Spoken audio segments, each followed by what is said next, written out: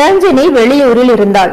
அவ்வப்போது அவளை பற்றிய பேச்சும் அவள் வீட்டு பிரச்சனையும் இந்த வீட்டை ஆக்கிரமித்துக் கொண்டு இருந்தது.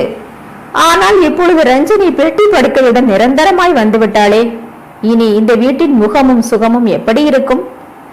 ரஞ்சினியின் பிரச்சனைகள் என்று தீரும்? இந்த வீட்டிலிருந்து பிரச்சனையை தீர்த்து வைக்க புறப்பட்டு போனவர்கள் பிரச்சனையை ஆட்டோவில் தூக்கி வைத்து அழைத்து வந்து விட்டார்களே, இது சரியா? எதுவானாலும் அவள் தனது வீட்டில் இருந்து சமாளிப்பதுதானே சாமர்த்தியம். இவளுடைய இந்த செயல் கணவன் விட்டாரை மேலும் கோபத்திற்கு உள்ளாக்கி விடாதா? கணவன் மனைவி பிரிவு இருக்கின்ற இடைவெளியை அதிகப்படுத்தி விடாதா? மனஸ்தாபத்தின் அளவை குறைப்பதற்கு பதிலாக கூட்டி விட்டு வந்திருக்கிறார்களே. ஆனால் இதையெல்லாம் வெளிப்படையாக வீட்டில் யாரிடமும் சொல்ல முடியாது, குதறி விடுவார்கள். நான் இந்த விஷயத்தில் பார்வையாளராகத்தான் இருக்க முடியுமே தவிர பரிந்துரை செய்பவளாக மாற முடியாது, மாறக்கூடாது. அன்றைய இரவு எல்லோரது தூக்கத்தையும் கெடுத்தது ரஞ்சினி.